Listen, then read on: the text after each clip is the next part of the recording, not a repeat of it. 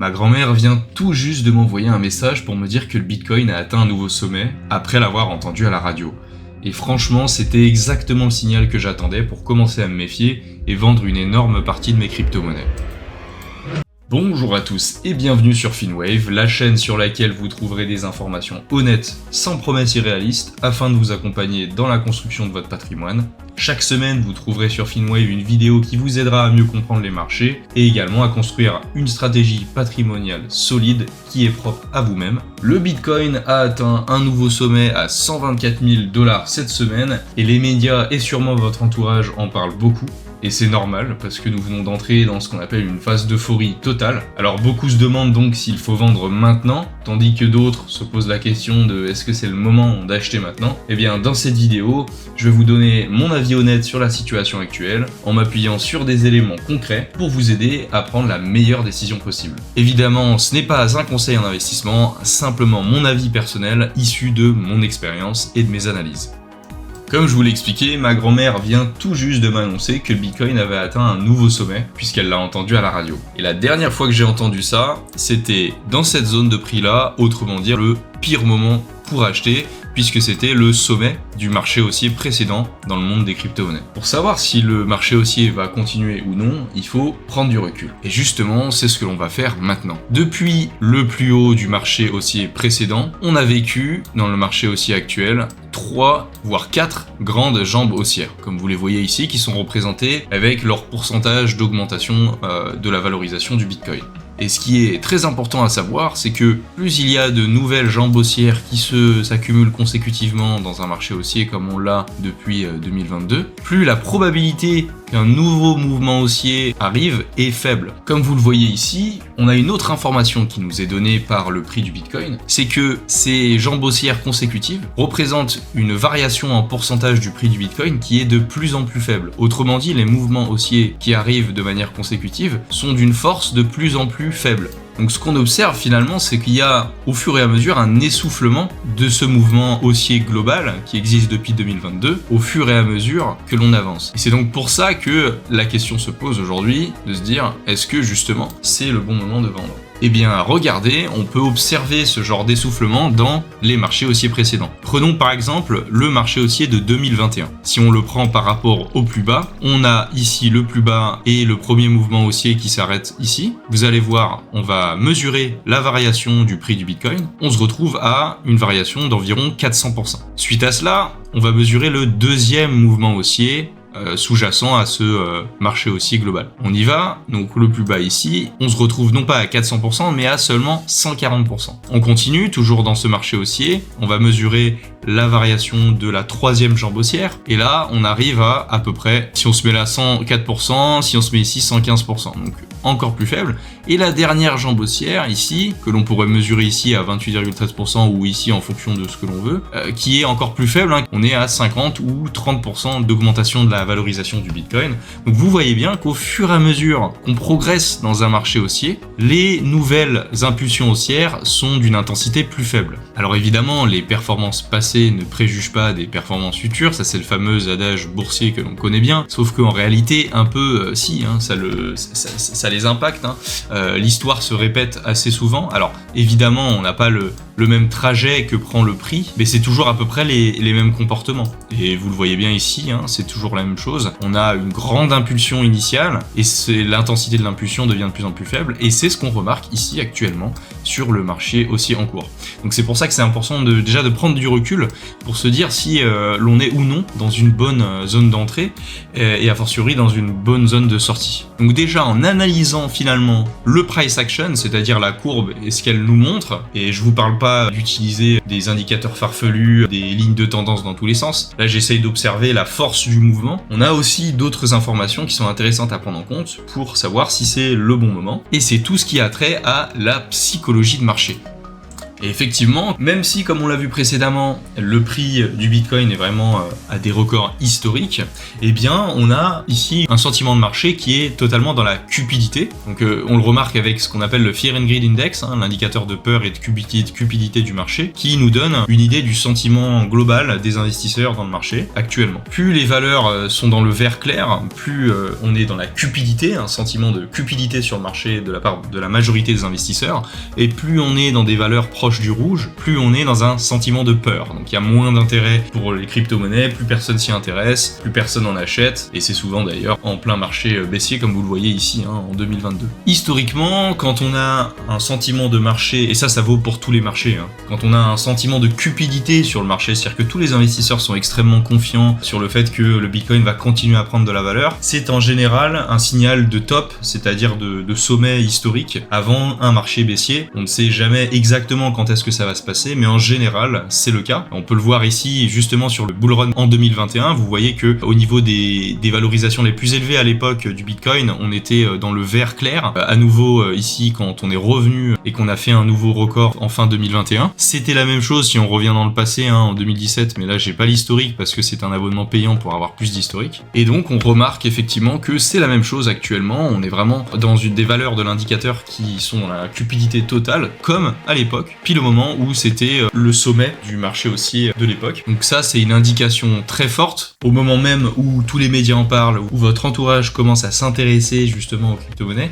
c'est un signal fort, en général, qu'il faut vendre et que c'est justement pas le moment d'acheter puisque la probabilité que ça continue est de plus en plus faible. Et c'est d'autant plus vrai puisque le marché crypto, en fait, c'est un marché qui est fortement impacté par les émotions de ses participants, notamment par les nouvelles positives et négatives autour de cet écosystème. Il n'y a pas de réalité économique tangible derrière et c'est en plus de ça un marché où les investisseurs particuliers représentent une portion très importante dans le total des investisseurs. Donc cette nature très psychologique de ce marché, ça fait à la fois sa force parce que ça peut créer des grosses impulsions haussières, donc apporter beaucoup de rentabilité, mais c'est aussi une faiblesse parce que on peut tout perdre d'un coup. Et donc c'est ce qui fait qu'il est très difficilement prévisible ce marché, et donc il faut être très précautionneux, beaucoup plus que sur d'autres marchés où on a une réalité tangible comme le marché action par exemple ou le marché obligataire.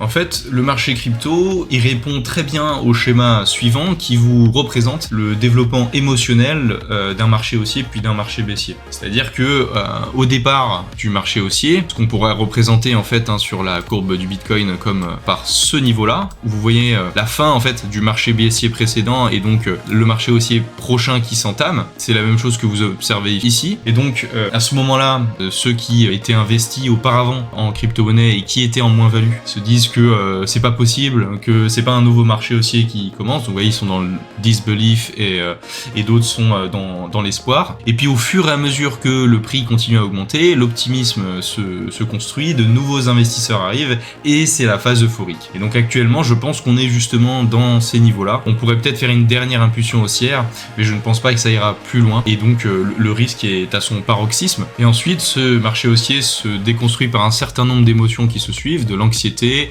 du déni, puis de la panique, voire même de la capitulation. C'est là où justement les investisseurs vont finir par abandonner leur position et vendre à perte, et vont être emplis de colère. Et c'est justement à ces niveaux-là où plus personne s'y intéresse, tout le monde revend ses positions parce que plus personne y croit, qu'il faut acheter à nouveau. Et c'est ce que vous observez très bien sur la courbe du Bitcoin. On l'a ici, ça c'est vraiment le genre de zone où vous voyez, c'est ici en fait on a l'espoir que ça continue, on croit que ça va repartir, là c'est pareil, on croit que ça va repartir, et en fait ça continue à redescendre jusqu'à arriver à un niveau de plateau. Et c'est ce niveau de plateau qui correspond justement à cette zone rouge ici, avant que ça recommence comme vous le voyez ici. Et donc, puisque le marché crypto fonctionne différemment comme je viens de vous l'expliquer, j'ai une stratégie dédiée à ce marché qui est bien différente de ma stratégie d'investissement à long terme sur le marché action, que j'ai présenté dans une vidéo précédente et que je vous invite à aller voir, je vous mettrai le lien dans la description avec plaisir. Pour ce qui est de l'entrée en position pour cette stratégie d'investissement en crypto, c'est-à-dire quand est-ce que je vais acheter des crypto-monnaies, eh bien je vais attendre 3 signaux. Le premier signal, c'est tout simplement de m'assurer que plus personne ait d'intérêt pour les crypto-monnaies, que tout le monde s'en désintéresse, que plus personne en parle.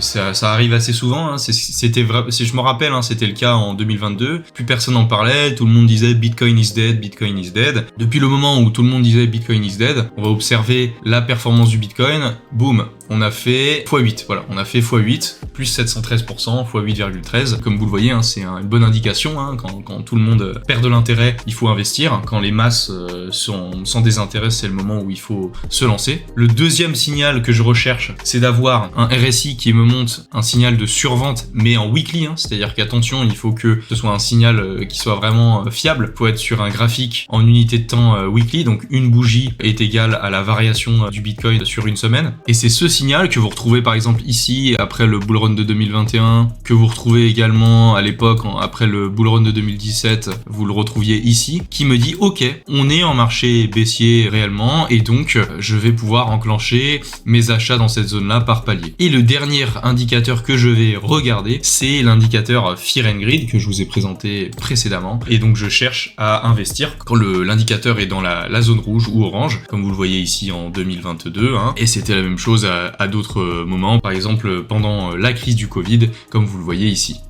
Quand toutes ces conditions sont réunies, ça signifie pour moi que raisonnablement, j'ai de grandes chances d'investir dans une zone de prix qui est assez faible à long terme. Évidemment, je ne pourrais pas acheter au plus bas, c'est impossible, c'est comme revendre au plus haut, c'est impossible, on n'est pas devin. Par contre, on peut limiter notre risque d'acheter au pire moment. Et c'est pour ça qu'on utilise ces indicateurs, c'est juste pour réduire notre risque d'acheter dans une zone qui n'est pas intéressante, une zone de prix qui n'est pas suffisante pour réaliser une bonne performance. Maintenant, je vais vous parler de comment sortir de mon investissement. Eh bien, je vais me fixer par rapport à l'avancée du cycle actuel des objectifs réalistes de prix en partant par exemple des cycles précédents et en créant des extensions du prix. Alors je vais vous montrer comment on fait. Ce que je fais, c'est que j'utilise l'outil d'extension de Fibonacci qui va me donner des augmentations potentielles du prix du Bitcoin en fonction de la taille du marché haussier précédent. Donc je pars de la base du marché haussier précédent. Vous voyez là le 1 en fait ça représente là 100% du mouvement précédent. Et donc je me dis je pense que plus tard le Bitcoin va déjà faire 100% du mouvement précédent, va revenir au sommet précédent, puis ensuite aller faire des nouveaux sommets historiques. Et donc je m'installe des niveaux de prix, prendre mes profits par palier dans ces deux premières zones là des extensions de Fibonacci, parce que je considère que les zones supérieures d'extension de Fibonacci là ce sont des niveaux de prix, des objectifs de prix qui sont irréalistes. Donc je place mes objectifs de prise de profit plutôt dans la zone de 1,618 fois le marché haussier précédent et 2,618 fois le marché haussier précédent. Donc vous voyez, c'est des multiples en fait du marché haussier précédent qu'on applique de manière réaliste, et là-dedans, je viens insérer des zones de prise de profit. Et c'est au fur et à mesure donc du marché haussier qui arrive que je vais prendre mes profits. Et imaginons que on atteigne la première zone de prise de profit, évidemment je vais prendre 25% de mes profits, et ensuite si on atteint la deuxième zone de prise de profit où je vais à nouveau récupérer 25 autres % de mes profits, si on redescend après avoir dépassé cette deuxième zone de prise de profit, la première, dans ce cas-là je vends tout parce que je considère que le marché haussier s'est arrêté là, qu'on a fait un sommet et que donc on est en train de redescendre en marché baissier. Donc je vous montre ça, hein. Imaginons on vient dépasser là les 101 000 $,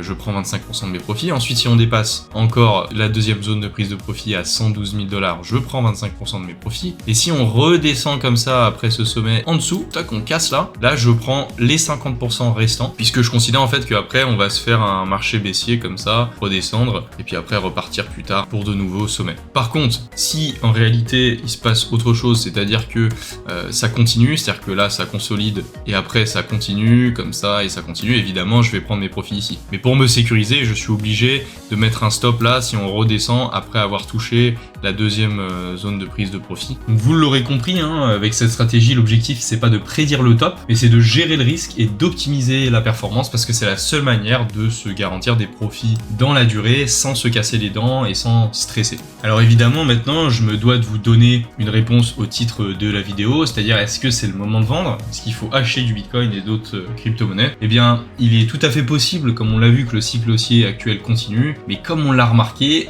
on est plutôt à une étape du cycle où il y a plus de chances qu'un marché baissier apparaisse plutôt qu'une continuation haussière. Donc voilà ce que j'aurais fait dans les différents cas. Si j'avais investi suffisamment tôt pour avoir une bonne performance actuellement, par exemple moi j'ai investi aux alentours de 32 000 $, j'ai acheté le Bitcoin, eh bien je ferai en sorte de récupérer mes profits par palier comme je l'ai déjà commencé ici pour ma part, pour réduire finalement le risque d'attendre jusqu'à perdre tous mes profits que je n'aurais pas encore réalisés. Comme ça, en faisant ça, j'aurais profité du marché haussier en en cours, quel que soit le futur, et j'aurais pas de regrets. Si j'étais dans une situation, cette fois-ci, où je n'aurais pas encore investi dans le Bitcoin, la sagesse me dirait plutôt d'attendre le prochain cycle baissier, qui va suivre ce cycle aussi en cours, et puis d'accumuler des crypto-monnaies lorsque plus personne ne parlera du Bitcoin et que la peur sera présente, notamment peut-être en suivant les indications, là, les 3 indicateurs dont je vous ai parlé, pour savoir qu'on est dans un marché baissier et que raisonnablement c'est une bonne zone d'achat. Si j'avais absolument envie, malgré le risque plus important, d'acheter du Bitcoin au niveau de prix actuel, je le ferais, mais avec extrême précaution, c'est-à-dire que je vendrais ma position très vite si jamais le cycle haussier s'arrête là. Donc par exemple, je vais acheter du Bitcoin ici et je vais mettre un stop loss extrêmement serré comme ça. Et donc si jamais ça continue, qu'il y a encore une continuation haussière dont je pourrais profiter, bah très bien, je vais gagner un petit peu. Mais par contre, si je me suis absolument trompé et que c'était bien la fin du marché haussier, je vais pas perdre grand-chose. Voilà, c'est l'objectif. Mais très honnêtement, je vous invite plutôt à être prudent. Évidemment, c'est pas un conseil en investissement. Je vous explique juste ce que je ferais dans chaque situation. Mais si vous aviez envie d'acheter du Bitcoin maintenant, je vous conseillerais plutôt finalement d'attendre un marché baissier, d'être plutôt dans de la patience, parce que la patience, c'est en général ce qui fait gagner à long terme sur les marchés financiers. Dans tous les cas, comme vous le voyez sur le marché crypto, la clé, c'est la patience. Et il vaut mieux attendre des meilleurs niveaux de prix où plus personne s'y intéresse, plutôt que de vouloir rentrer dans le train trop tard, quand même mamie en parle. Comme un fameux adage boursier en salle de marché le dit, « Buy when it snows, sell when it goes ». Sous-entendu, achetez quand c'est l'hiver nucléaire et vendez quand la verdure pointe son nez. Si cette vidéo vous a aidé à y voir plus clair, pensez à vous abonner à la chaîne et à liker cette vidéo, c'est crucial pour me soutenir et surtout pour m'aider à développer la chaîne, pour continuer à vous proposer du contenu avec encore plus de valeur ajoutée. Ça m'intéresse d'ailleurs de connaître votre avis sur la situation actuelle autour du marché crypto, alors écrivez un commentaire sur ce que vous faites, quelle est votre stratégie, votre vision, j'aime beaucoup lire vos analyses. Si jamais vous souhaitez investir avec les meilleurs partenaires disponibles sur le marché, que ce soit en crypto ou en action, vous trouverez dans la description de cette vidéo mes liens affiliés pour vous faire profiter des meilleures plateformes d'investissement que j'utilise personnellement. Merci à tous d'avoir suivi cette vidéo sur Finwave, je vous souhaite une belle réussite dans vos investissements, faites attention à votre capital, ciao!